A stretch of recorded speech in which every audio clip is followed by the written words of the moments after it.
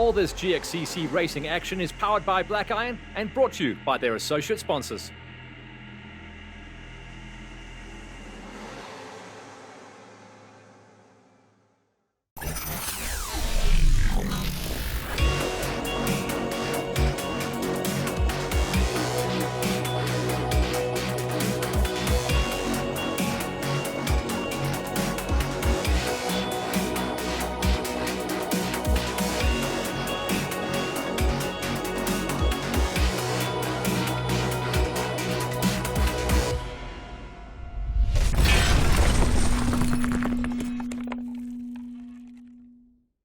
So it's GXCC racing time, and with a lot of changes happening in the off-season, everyone was desperate and keen as mustard to get on the line and go racing and see how the new management were going to be running the new show. Round 1 happened in Bronkhorstspruit, and this is all the action on show number 1. It's going to be the juniors and the quad classes.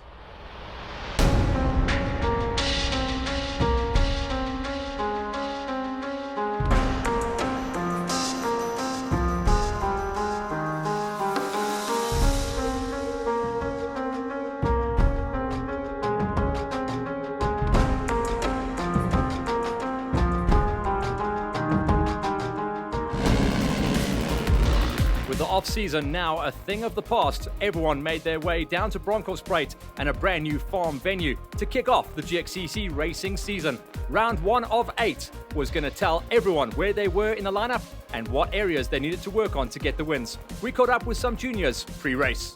Yeah, it truly is amazing. It really is. To know that we can race again this year is a blessing.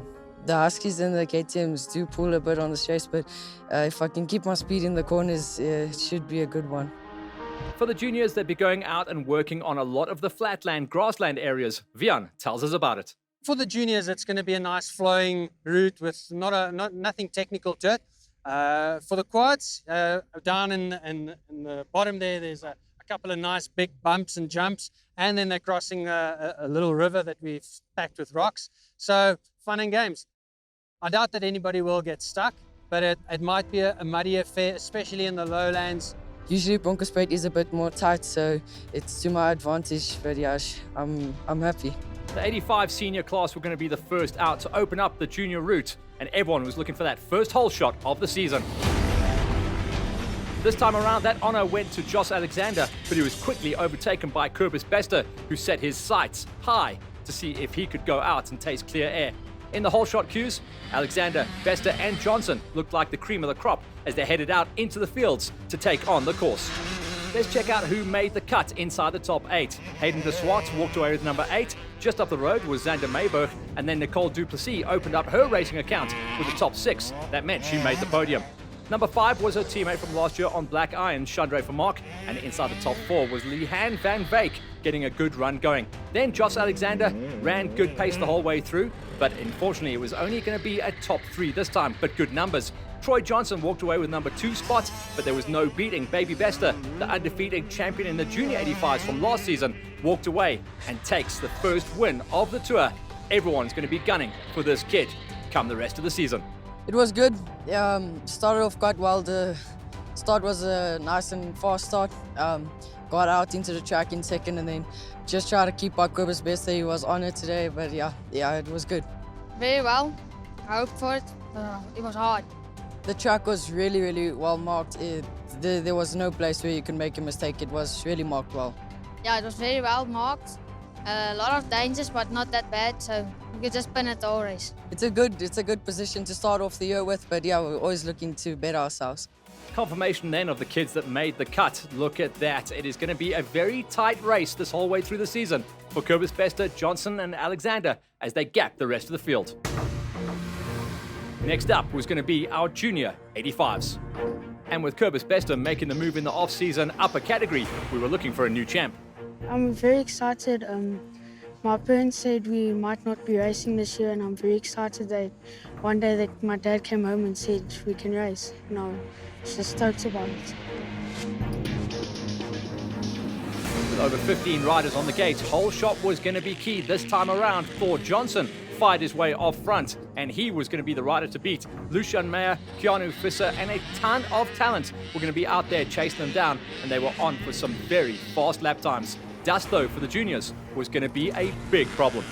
Junior Oosthuizen put his Suzuki inside of the top 10 and did a nice ride to get the job done there. Up the road from him was going to be Franco Ferri, also riding well, but up the road was Johan Opperman and Lohan LaRue. They were locked in a battle the whole way through, trying to dice it out for the 8th and the 7th. Off-season, moving machinery from a Kawasaki to a Husqvarna has definitely helped the pace of Rechard Webster as he tagged the number 6 finish. Up the road was Dwayne Combrick, also looking in good shape. Kitleko Makani, he did a good job last year, dipping his toe into the GXCC racing field, and he walks away with a number 4 finish this time around. Keanu Visser came banging out of nowhere to walk away with a number 3 spot, and then it was the tasty Lucian Meyer, also a rider making moves up, now into the junior 85s, taking 2nd place, but Thor Johnson, who got the whole shot, ran the laps, and was the first rider on the junior gate to see the flag. Here's confirmation of the breakdown then. Oosthuizen, Ferri, Opperman, LaRue, Webster, Combrink, McKenney, and then the top 3 tasty riders were Visser, Meyer, and Johnson.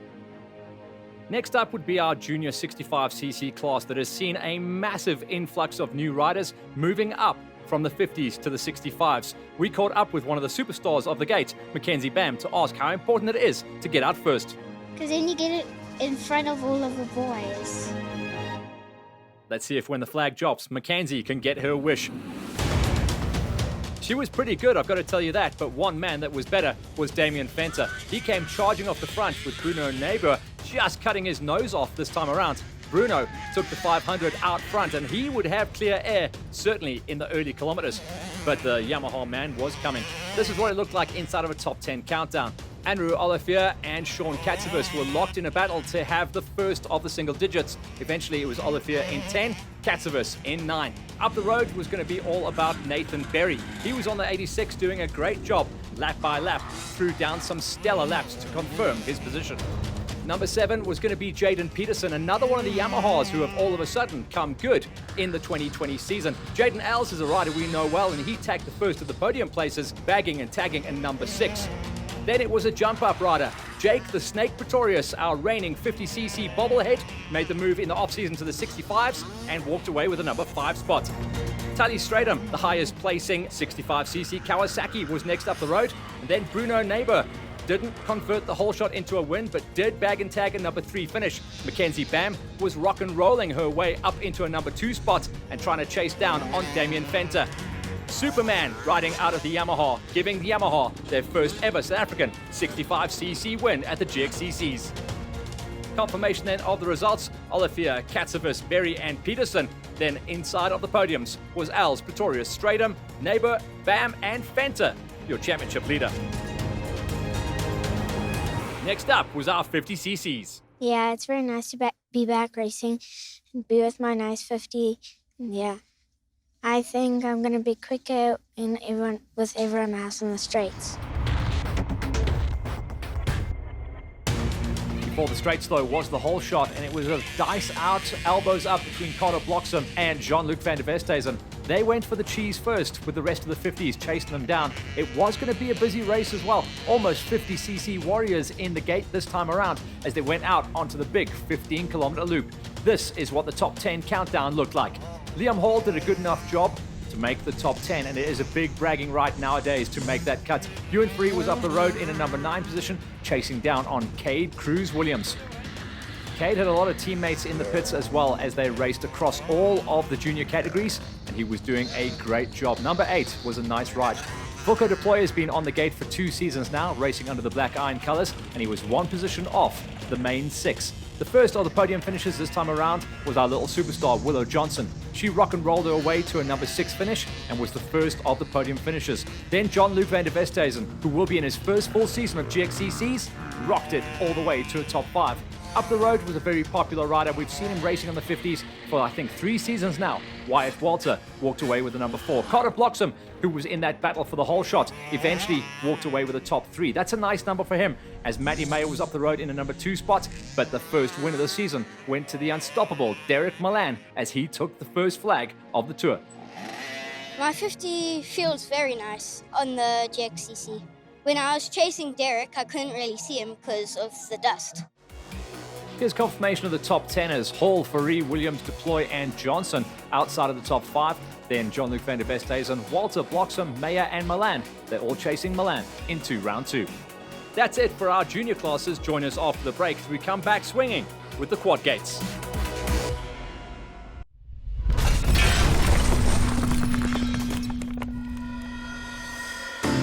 Before the break out at Bronkhorstspruit, we focused in on our juniors, which ran a 15k grassland lap. Now, the quads would go out there for a 35k loop. We caught up with some of the players. Speed's feeling really awesome. I definitely think I can hit those double championships in a row. I definitely feel this year I've got the speed, got the fitness to win. Yeah, look, last year was just up and down season. One races, then had mechanicals. So, yes, lost the championship, but this year I'm back in it to win it. I really enjoy this type of terrain. It's quite bumpy and choppy. It's probably my favorite race of the year, Bronkhorstspruit. We did some all-season training, so I'm good. I want to get all shot definitely from the line and try and stay in front. Very safe route, no rocks. We have scouted this area and made sure that there's nothing on the route that can actually cause the guys to get into a crash. Corners are very well marked. So yeah, I think they're going to have a good time and have a good, lack of fun out there.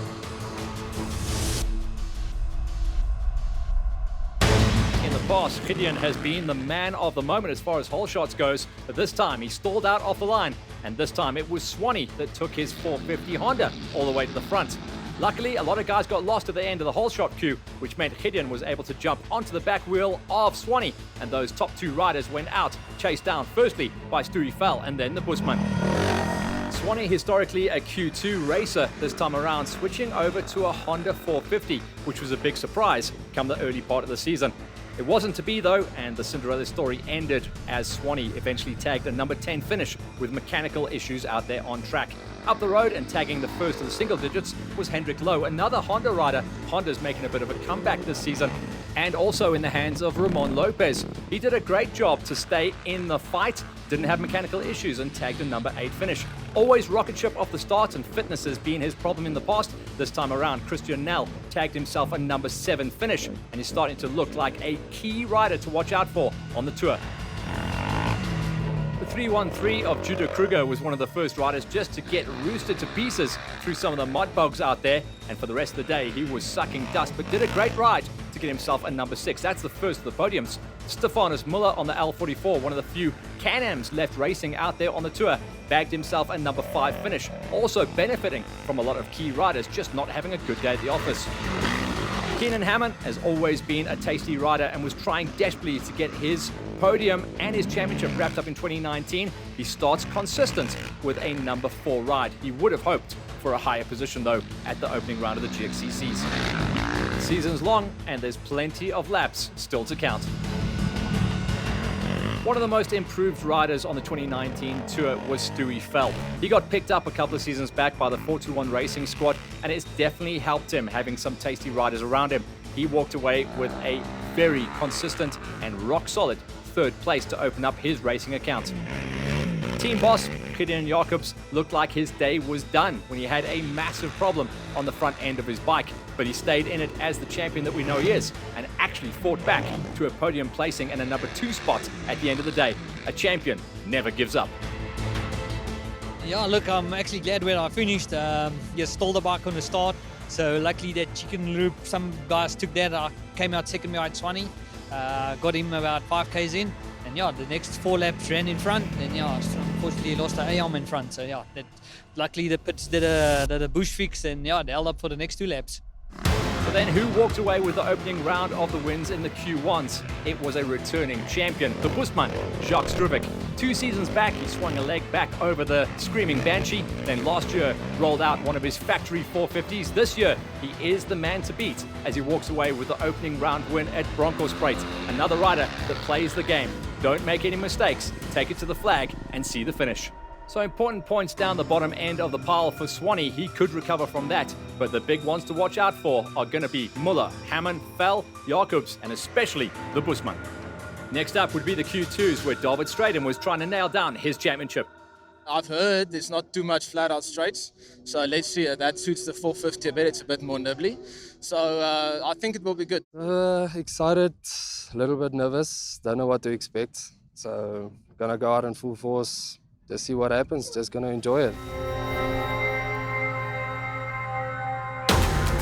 At the flag drop, it was the whole shot superstar CD Goosen on the KTM that saw clear air early on, but then there was a little bit of chaos at the end of the whole shot queue where only David Stratum went over the tires. He then jumped out front, leaving everyone else in his dust. It was going to be busy from here on out. Renard Swart walked away with a number 9 finish with Rian Dick, unfortunately a DNF. Paul Duplessis was going to be up the road from him. And then David Stratum in 7th place. We didn't see this coming, but unfortunately neither did David's gearbox. He lost 3rd and 4th gear and had to just limp it home to try and tag a finish. 7th place is a high mountain to climb from. Up the road was the ever-consistent Peter Simon Deploy, who brought it home as the first of the podium finishers. Then the brothers Ferreira were locked in a battle, trying to chase down a 5 and a 4. This time around, Christian Ferreira walks away with number 5. Obviously, super comfortable with the setup on his quad. He did a lot of development on his riding style and his machine last year, and is starting to pay dividends. When you're racing against your brother as well, the first person you want to beat is your brother. So Christian Ferreira was in 5th, meaning Stefan Ferreira walks away with number 4 spot. It won't be long till we see one or even both of these brothers on the top 3 steps of the podium. The 3rd step of the podium today, though, went to Janeman Besadenhout, who didn't put a foot wrong, didn't get the gate that he wanted to, but a lot of people out ahead of him started having mechanical issues late on in the race. He had none and slid his way through. The whole shot off the gate, the L222 of CD Goosen, who has also put in about 2 seasons of development on his machine, rocked his way to a number 2 spot, and he'll be happy with that. That's a nice place to start a championship chase.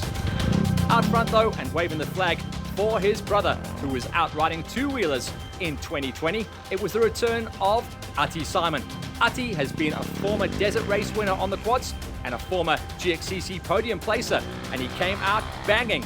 Once he hit the front, there was no catching the big guy on the Raptor. He saw the flag then, and will also see the top end of the podium as we roll into the rest of the season. Here's confirmation of the DNF for Rian Dick. Swart, Duplessis, Stratum, Deploy, and Ferreira were just inside the top 5, but it's Ati Simon that gets the cheese out of round 1. Join us after the break where we return to Bronkhorstspruit to wrap up our quad categories. First the Masters, and finally the ladies.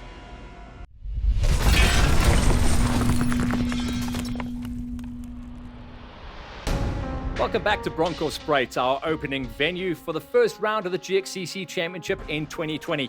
With the Q1s and Q2s done and dusted, we open up shop now with the Masters. My aim, every race, top 3 podium. If the bike keeps it, the body will too as well. I'm familiar with the terrain. I'm 15 minutes away from here. This is my territory. Look, you know, the whole shot's always important. I don't know how dusty it's going to be today. There has been a bit of rain out here, but when I look at the road, there's dust. So, you know, it never hurts to be out in front and race from the front. So, yeah, I've got a tactic in mind today, and we're gonna try it and see. Gearing not set up for that, but I'm still going to give it a go. At the flag drop, as always, it was Brian Herbst that fired himself off the line, but at the top end of the whole shot, there was a little bit of confusion. Most of the field going into the chicken run, and only one man going up and over the top. That was Philip Boyce, which meant he all of a sudden inherited the lead, and it was going to be Brian sucking air in the early stages as Philip Boyce headed out into the wilderness. It was going to be a tough day for the rest, especially this man, because this was the last time we would see Brian Herbst out on the trails. Some terminal problems early on lap number 1. The quad remained, and Herbst, a would-be champion, trudged back to the pits. The guys that did make the finish, though, were Pete Swanepoel. He managed to walk away with points from a 7th place, waving the flag for the Swannies racing squad. Richard Kutsia was just up the road and the first of our podium finishers in 6th place, also walked away with 2 full laps of racing. The guys a little bit further up were almost at full race distance. Chris Lessing walking away on the C808, one of the most stock setup bikes out there, but still brought home his finish as he needed it, walking away with number 5 spot. He was chasing down the whole way through the day on Nico Smith. Nico's been racing on the GXCC Tour for a couple of seasons now. He'll have had a nice setup on his bike. He had a good day at the office. No mechanicals, no issues. Brought home the bacon and tagged a number 4 spot. The magical top 3 looked like this then. Francois Berger didn't put a foot wrong, had an immaculate run. Enjoys getting the Raptor out there. Even though this was a technical terrain, he still managed to muscle his bike to a podium position. Cobus Ferreira has been on song. Certainly one of the fastest master racers at the end of 2019, and he carried that form forwards into the beginning of the new season with a number 2 spot. Lap number 1 was the deciding factor for the L42 of Philip Boyce. He jumped up and over the tires to come out of the whole shot first and ran clear air. He was able to polish his blade the whole way through the day and get faster as the laps got longer. He is going to be the man to beat on the quad gate in 2020.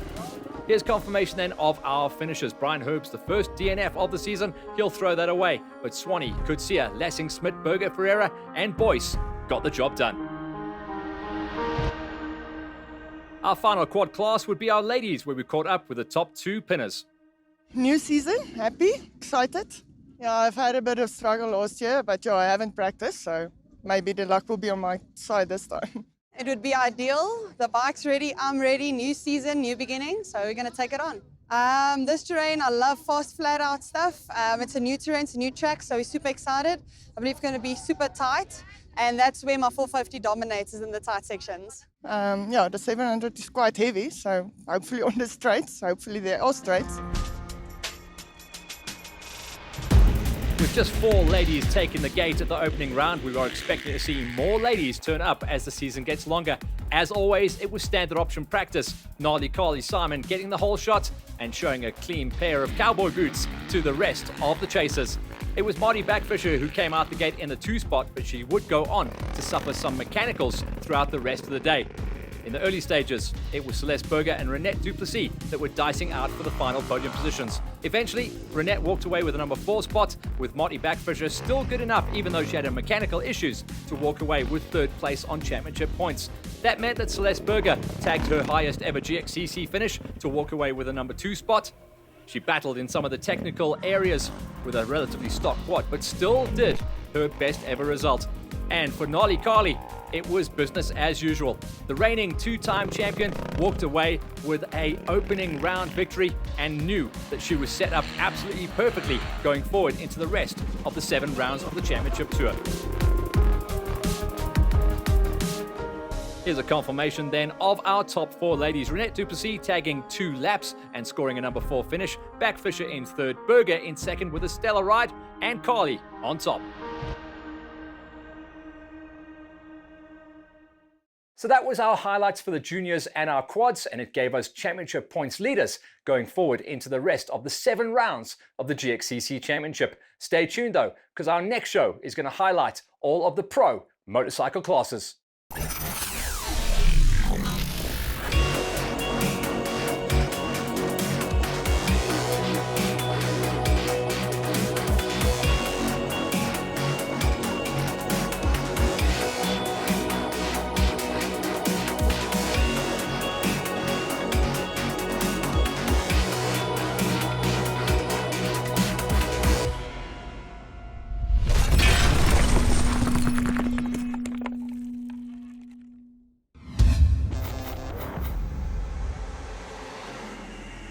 This GXCC racing action was powered by Black Iron and brought to you by their associate sponsors.